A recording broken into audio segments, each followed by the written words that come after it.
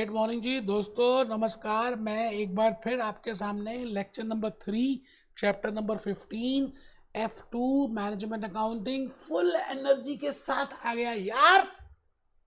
And today I will be discussing again some new technique in regard to analyzing or analyzing data or forecasting the information, the forecasting data।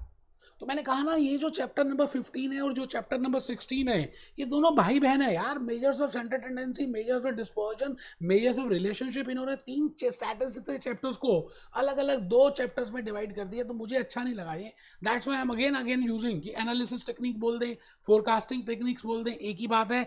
आज आप calculator फिर निकालने बेटे, बड़े सारे questions आज हम कैप्लॉन के बीबीबी के करेंगे। आप प्लीज ऊपर लिखें great good morning lecture number 3 analysing data F2 knowledge level. मैं भूपेश आनंद इस समय आपके सामने खड़ा हूं और मैंने आपको लास्ट लेक्चर में एक बात बताई थी। एक था घड़ा, and that is analysis of data, that I want to analyse the data and there are 4 tools, there are 4 techniques with the help of which I can analyze data. I have discussed in lecture number 1 the measures, the average tools, that how I can calculate the average. I can calculate the average with the help of a mean, with the help of a median, with the help of a mode, with different aspects, different thought process. And then in the last lecture number 2 I discussed about measures of spread, that is measures of dispersion, that is standard deviation, that is variance, that is coefficient of variation. And I discussed with you, test your understanding के questions और उसका shortcut method भी बताया। आज इस lecture के through मैं आपको technique number 3, tool number 3, that is named as expected value. आप अपने मार्क्स लगाते हो ACCA के पेपर्स देने के बाद, या 11th क्लास के बाद, या 12th के बाद, या BCom के बाद, जब भी आप पेपर देकर आए, आप पहले बैठते हो, पेपर को देखते हो, इसमें कितने मार्क्स आएंगे, इसमें कितने आएंगे, इसमें कितने आएंगे, इसमें कितने आएंगे। आप एक बार काउंटिंग करते हो। सपोजिंगली आपने 100 में से 70 निकाल लिए, आपको लगता है शायद आपने कुछ नंबर ज़्यादा दे दिए, दोबारा से काउंटिंग स्टार्ट करते हो, फिर आप 100 में से 65 आ जाते हैं, फिर तीसरी बार और टाइट करते हो तो फिर 62 आ जाते हैं। अब आपने फर्स्ट टाइम किया 70 आए, 75 आए, दूसरी बार 65 आए, तीसरी बार 62 आए। आप मन में कहते हो यार ऑन एन एवरेज एक्सपेक्टेड तो मेरी 62 से 75 के बीच में आ ही जाएंगे। It means you are not sure. When you are not sure it means you are using probabilities. Chance, the probability is a chance of occurrence of an event, मतलब वो होने की संभावना। तो हम आज आपके इस लेक्चर नंबर 3 में मैं एक्सपेक्टेड वैल्यूज की बातें करूंगा बेटे। वो लेक्चर नंबर 3 ये रहा बेटे। आज इस टूल की बातें करेंगे, इस टूल की बातें करेंगे, यहां की बातें करेंगे कि भाई एक्सपेक्टेड वैल्यू है क्या। What I mean by expected value, why I can also name it as EV। तो आज मैं एक्सपेक्टेड वैल्यू की बातें डिस्कस करने वाला हूं दोस्तों। आइए आपको फिर रिपीट करूंगा, कैलकुलेटर बाहर निकाल लीजिए, कैप्लॉन को बाहर निकाल लीजिए। आज भी एक छोटा सा वीडियो बेटे, एक्सपेक्टेड वैल्यू मैंने एक बड़े अच्छे कोर्स में बड़ा प्यारा सा एक्सप्लेन किया है। तो मेरे को ऐसा लगता है कि वैसे तो मैं भी बता ही रहा हूं, पर देखिए मेरा प्यार देखिए, जब मैंने कोई अच्छी चीज कहीं बताई उसको भी बता रहा हूं कि आपको 2 चीजें मिल जाएं so that you can get better idea. तो एनालिसिस, एनालाइजिंग और फोरकास्टिंग मेथड नंबर, टेक्निक और टूल नंबर 4, एनालाइजिंग और फोरकास्टिंग और टूल और मेथड नंबर 4 बेटे, इसका नाम है एक्सपेक्टेड वैल्यू। एक्सपेक्टेड वैल्यू, और आप ये भी कह सकते हैं फोरकास्टेड वैल्यू, मतलब आप भविष्य में जो होने वाला है उसकी संभावना के हिसाब से आप आज एक वैल्यू निकाल लोगे, दैट इज एक्सपेक्टेड वैल्यू। और इसमें हम यूज करेंगे बेटे प्रोबेबिलिटीज का। अच्छा, प्रोबेबिलिटीज में बचपन से सीखते आए हो आप, sigma P x upon sigma P. अब एक्स क्या है? वेरिएबल है। पी क्या है? The possibility, the possibility of occurrence of that event x. तो आप छोटा सा, वैसे बेटे मैंने एक वीडियो में अभी अटैच जो करना है उसमें बड़ा प्यारा सा समझाया है, बट मेरे को मन की तसल्ली के लिए आप 1-2 बातें छोटी छोटी लिख लें। एक्सपेक्टेड और forecasted value, probabilities is a possibility of occurrence of an event, उस इवेंट के होने की संभावना, उस इवेंट के होने की संभावना, उस इवेंट के होने की संभावना को बोलते हैं बेटे क्या? क्या बोलते हैं? क्या बोलते हैं? प्रोबेबिलिटी ऐसे लिखते हैं बेटे, जनरली ऐसे लिखते हैं, मैंने जान के कलर चेंज कर दिया कि आपको समझ आए। Probability of event, symbolically it is represented as P, जैसे मैंने ऊपर लिखा नीचे लिख दिया, उसको दोबारा से बताया, सिंबॉलिकली हम ऐसे लिखते हैं probability of an event, it means probability of an occurrence of an event। अगर मैं कहता हूँ 60% है मेरी probability पास होने की, इसका मतलब मैं कहीं ना कहीं कह रहा हूँ कि मेरे ना पास होने की कितनी probability है, 40%। probability of not occurrence of an event is 40%।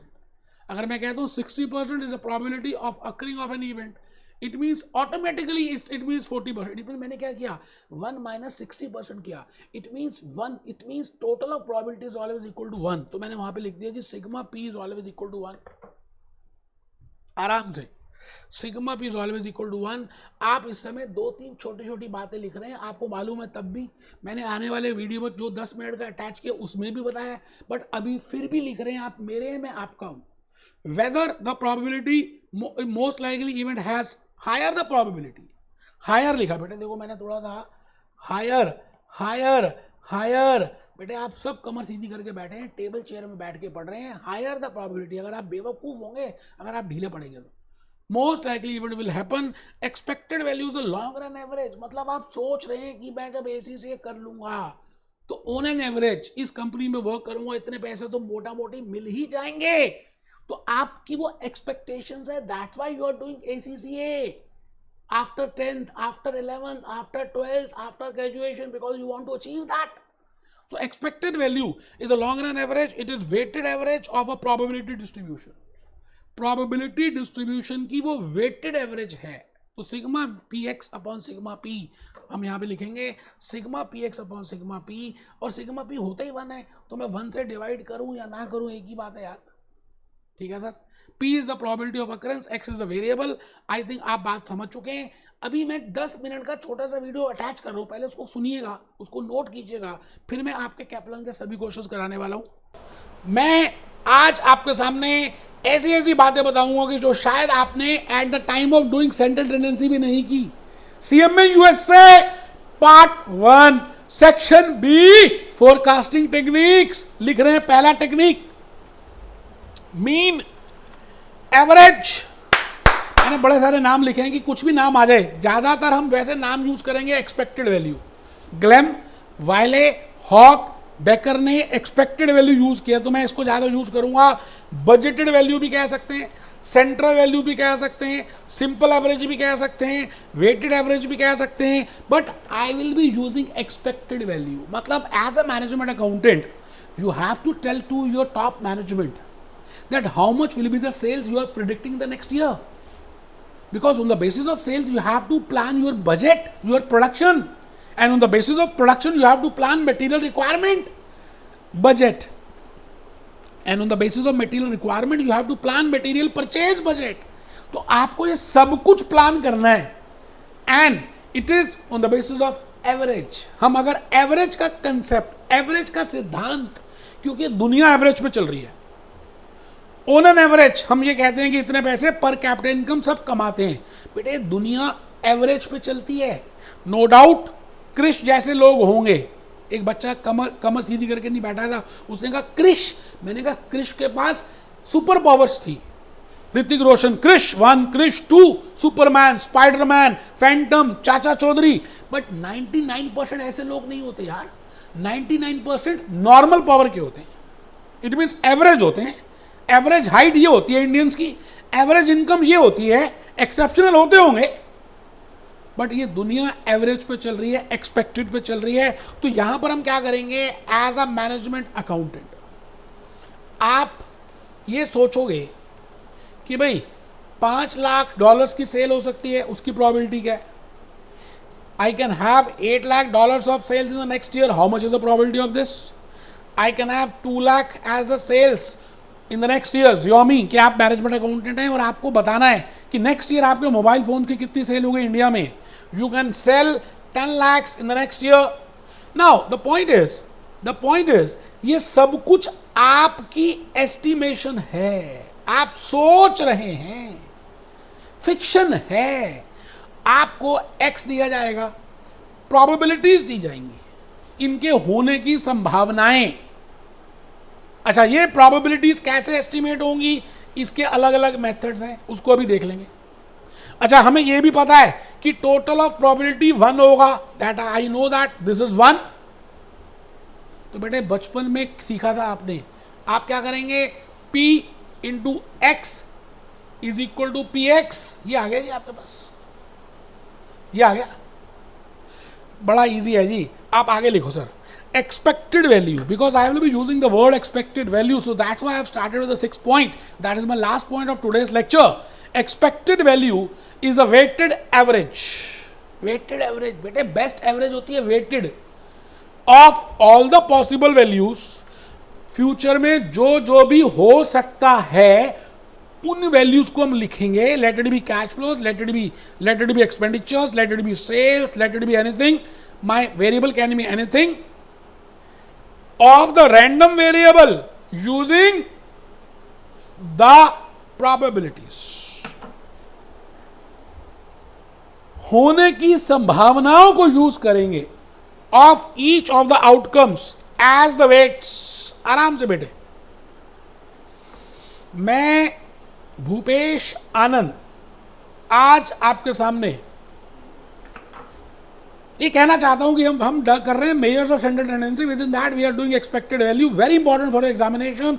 Expected value is the possibility of outcome on the basis of the probability which I have assigned that this can occur in the future.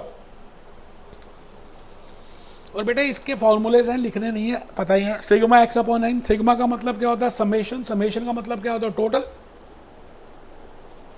N का मतलब क्या होता है, number of variables. X का मतलब क्या होता है, वेरिएबल। वेरिएबल कुछ भी हो सकता है, कैश फ्लो भी हो सकती है, सेल्स भी हो सकती है, बैलेंस एसेट्स भी हो सकते हैं, एनीथिंग, रामलाल बंटी शंटी कुछ भी एक्स हो सकता है। अच्छा, अगर आपको फ्रीक्वेंसी दी है तो sigma F x upon sigma F, sigma F क्या है, फ्रीक्वेंसी, एक्स क्या है, वेरिएबल, ये क्या है, समेशन। सब किया हुआ आपने, बट मैं आपका ध्यान यहां लेके जाना चाहता हूं बेटे। मैं इस तरह के इस बात को यूज करूंगा that if I want to calculate expected value and if I am giving the values of the cash flows or the variable or anything or the outcomes of that random variable, along with that I am giving the probabilities, so I will multiply the probability, the respective probability with that outcome, and it will be sigma px upon sigma p। ठीक है जी, तो sigma w, sigma p is equal to 1, I know that, and total of probability is equal to 1, we know that। ठीक है जी, मैं एक छोटा सा example से जो मैंने ग्लैम से या वायले से कहीं से लिया है आपको बताना चाहता हूं कि बेटे आपको किस तरह की बातों को क्वेश्चंस आएंगे और कैसे समझ आएगा। मान लेते हैं एज अ मैनेजमेंट अकाउंटेंट, आप मैनेजमेंट अकाउंटेंट हैं किसके, कोका कोला के, और आपको ये बताना है कि expected value of cash flows कितनी होगी, because in this question variable cash flow है। ठीक है जी, तो 3 तरह के सिचुएशंस हो सकती हैं। बूम हो सकता है, एवरेज हो सकता है, रिसेशन हो सकता है। अगर बूम हुआ तो $5 लाख की कैश फ्लो आ जाएगी, और अगर एवरेज हुआ तो $3 लाख की कैश फ्लो आएगी, और अगर रिसेशन हुआ तो $1 लाख की कैश फ्लो आएगी। इसके बाद इसके होने की संभावना 20% है, इसके होने की संभावना 60% है, इसके होने की संभावना 20% है। And how I have assigned that probabilities, that is a separate issue. I will tell you that also. I know that how we can assign that probabilities. But the point is here, I'm not concerned. I don't want to disturb you. I want to tell you that how I can calculate expected value, how I can calculate average with the help of probabilities. I have to just multiply and I can calculate, I can calculate px with the help of px, I can. This is, let it be x. Let this be x. Let this be p, and let I can calculate px. I will multiply with these figures and I can calculate it, और उसके बाद मैं इसका summation निकाल सकता हूँ, और बेटे समेशन में px कर सकता हूँ, और सिग्मा p का समेशन तो हमेशा 1 आएगा।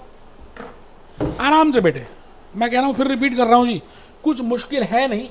5 लाख इंटू 20%, तो इसका मतलब 1 लाख होने की संभावना, $1.8 होने की संभावना और 0.2 होने की संभावना, इट मीन्स 3 लाख $3 एक बच्चे को नींद आ रही थी, वो कहता पता नहीं क्या करता जा रहा है मास्टर.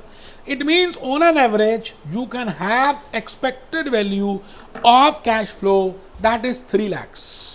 अच्छा, अब ये आपका जो टूल है ना, आपको फ्यूचर को प्रिडिक्ट करने में आसानी देगा. ये सारे टूल्स हेल्प करेंगे किसी ना किसी तरह से. तो मैं अभी फर्स्ट टूल कर रहा हूँ, मेजर्स ऑफ सेंटर टेंडेंसी. ठीक है जी. अच्छा, मैंने ना ये कर्व बनाया आपको समझाने के लिए. आप ये कर्व बनाते थे जब आप छोटे से थे, ग्लेम ने दिया हुआ है. बेटे आप इस दुनिया में देखें, आप यहाँ खड़े हैं तो बेटे 50% पॉपुलेशन यहाँ होगी, 50% यहाँ होगी. इसको बोलते हैं normal curve. 50% area is following here and 50% is here, and more number of dots, more number of data will be around this. इसके बीच में ही होगा, इसके आसपास स्कैटर्ड होगा. मैं ये नहीं कह रहा कि यहां नहीं होगा या यहां नहीं होगा. मैंने कहा ज्यादातर सेंट्रल वैल्यू के आसपास होगा. और अगर आप इससे परपेंडिकुलर ड्रॉ करें तो यहां पर इस फिगर को हम बोलते हैं क्या, मीन, एक्सपेक्टेड वैल्यू. अच्छा, if it is a normal distribution, mean is equal to median is equal to mode. अब मीडियन मोड आपको नहीं समझना, वैसे मैंने आइडिया दे दिया. ठीक है जी. तो आप बना लें बेटे, आपकी मर्जी है. कर्व बनाना चाहे बनाएं. आप हर चीज में पूछते हैं, बनाए ना बनाए, बेवकूफ है आप. अगर समझदार होते तो पूछते भी नहीं. Normal curve, symbolically expected value को हम इस तरह से कैलकुलेट कर सकते हैं, sigma P x upon sigma P, which I have just told you, where x is the variable and p is the probabilities and total of p is always 1, which we have just seen that. Now this type of central tendency, I can use this forecasting tool in taking a decision also, because the management accountant has to take a decision that whether to go for this option or whether to go for this option. So I can calculate the expected value of this option and I can calculate the expected value of this option. मैं दोनों की average calculate कर सकता हूं और उसके basis में मैं डिसाइड कर दूंगा.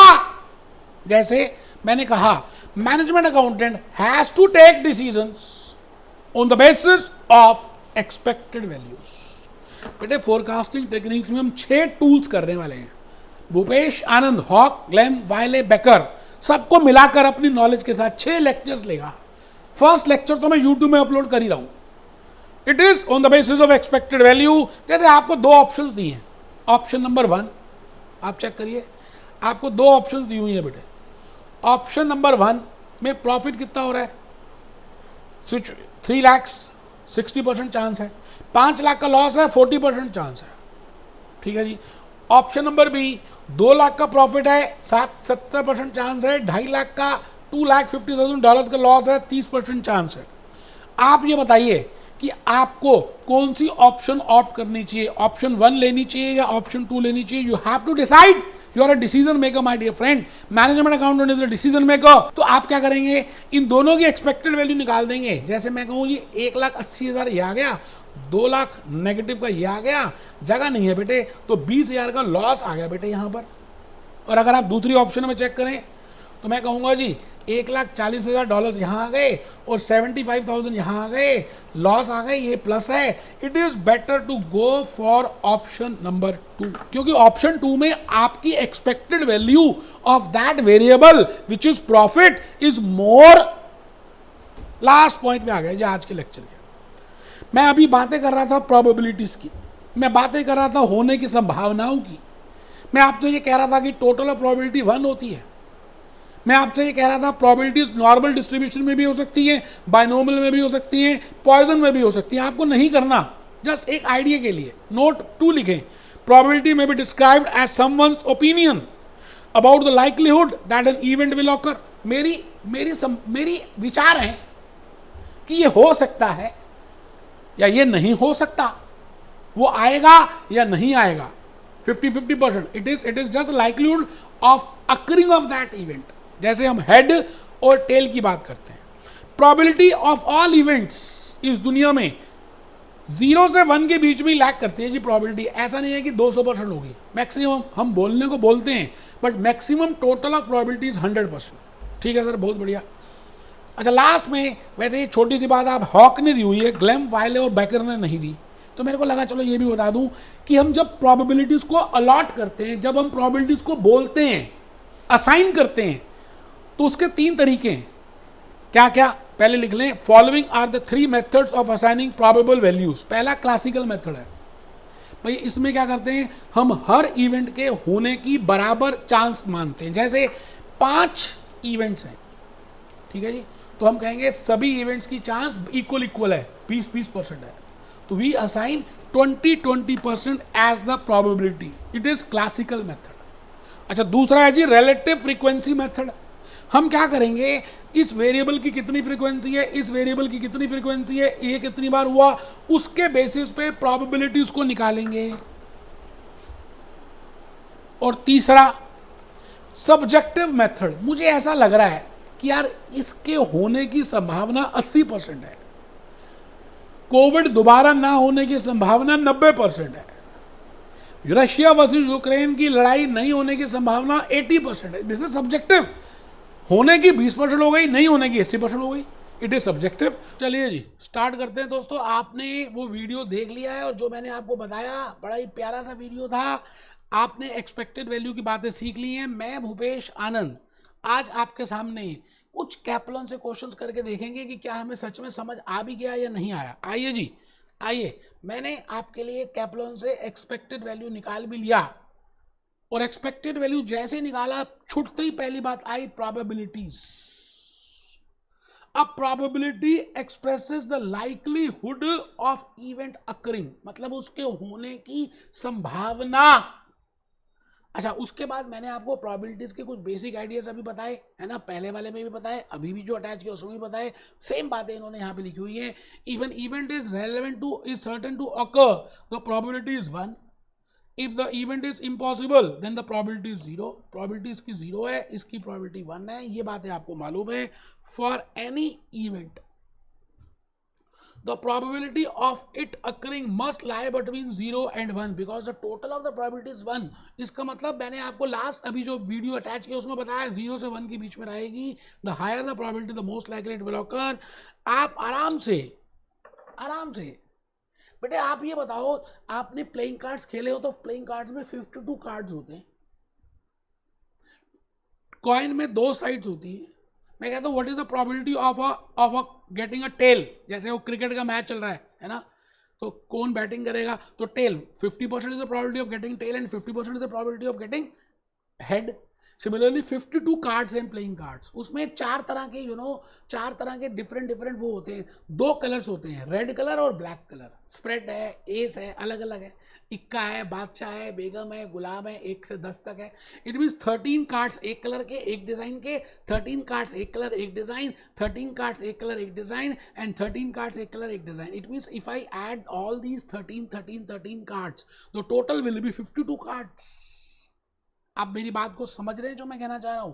तो देखिए जी, आइए मेहरबान कदरदान, मैं आपके सामने इस समय यहां पर खड़ा हूं। 4 people were asked to select a card of random.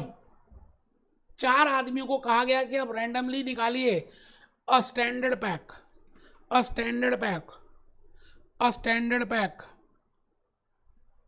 of playing cards has 52 cards. आपको पता ही है 52 cards होते हैं। There are split into 4 suits. Hearts हैं, clubs हैं, diamonds हैं and spades हैं। तो ये बेटा पान हो गया, है ना। डायमंड का मतलब है ये ईट हो गई, और क्लब का मतलब है ये चिड़ी हो गई, ऐसे होता ना, और ये हुक्म हो गया। तो 4 हो गए बेटे, हार्ट, क्लब, डायमंड, स्प्रेड। 13 ये होते हैं, 13 ये होते हैं, 13 ये होते हैं, और 13 ये होते हैं। और इसमें एक एस होता है, फिर दुक्की, तिक्की, चौकी, पंजी, छेकी, जैक होता है, क्वीन होती है, और किंग होता है। बेटा ये अब आपको ध्यान रखना है, क्योंकि प्रोबेबिलिटी में, मॉक टेस्ट में and in the examination kit they have given this types of. तो आपको कार्ड का नाम याद रखना है। कलर क्या होता है, heart, club, diamond, spade. 13 total 52 पत्ते हो गए। उसके बाद जैक हुक्म हो गया, क्वीन रानी हो गई, किंग राजा हो गया। ठीक है सर, तो ये आप आराम से कर सकते हैं। What is the card of this determine what is the probability of getting king. King आने की प्रोबेबिलिटी क्या है, आप बताइए जी। किंग आने की प्रोबेबिलिटी आपको क्या लगती है, क्या है बेटे? किंग किस किस में हो सकता है? देखो जी, किंग हार्ट का भी होगा, किंग क्लब का भी होगा, और किंग किंग डायमंड का भी होगा, किंग स्प्रेड का भी होगा। इसका मतलब 4 किंग हो सकते हैं पूरे उसके ताश प्लेइंग कार्ड्स में। तो 4 किंग हो गए, तो 4/52। The probability of that be pick the red card. अब रेड क्या होते हैं बेटे, देखो जरा ध्यान से देखना। रेड 26 कार्ड होता है टोटल रेड, और 26 होते हैं ब्लैक। तो आप ये बताइए, रेड को करने में रेड के लिए कितना आएगा बेटे, 26 कार्ड्स। तो 26/52।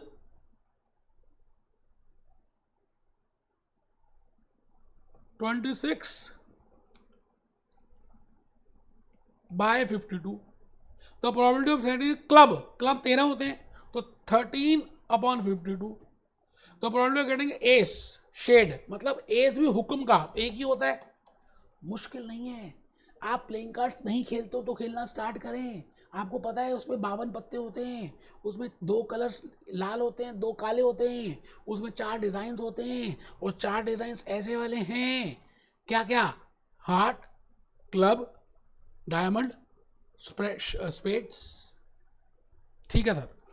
तो आपने एक्सपेक्टेड वैल्यू भी उसके बाद देख ली। We have already discuss in the अभी जो मैंने लेक्चर अटैच किया उसमें सिग्मा पी एक्स की बातें बताई हैं। तो आइए जी सीधे ही क्वेश्चन करते हैं, कुछ मुश्किल है ही नहीं, इतना तो आसान है, मैं क्या बताऊं sir. Test yourself question number 15 में आ जाता है। Entity has make a decision between 3 options A B C. The possible profits and losses are. Option A में प्रॉफिट हो सकता है $2000 का with a probability of 50% and a loss of 500। अब उसमें प्रॉबिलिटी नहीं गिवन है, तो मतलब वो सर्टन है। ठीक है जी। तो $1000 माइनस 500, इसमें नेट प्रॉफिट कितना आ गया, $500 का। Option be with the probability of this, तो 240 ये आ गया जी, और प्रॉफिट आ गया 500, तो टोटल प्रॉफिट आ गया जी $740। ऑप्शन सी 700 और 500 प्रोबेबिलिटी विद दिस, और otherwise the loss of 50 minus 400।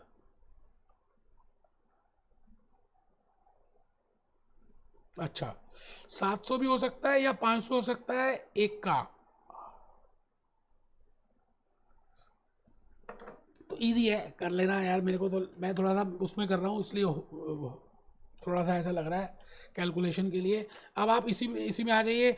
If the intention is to maximise the expected profit, you have to calculate expected value. कैसे निकालते हैं, जो मैंने अभी बताया था, सिग्मा पी एक्स। आपको क्या करना है, sigma P x upon sigma P.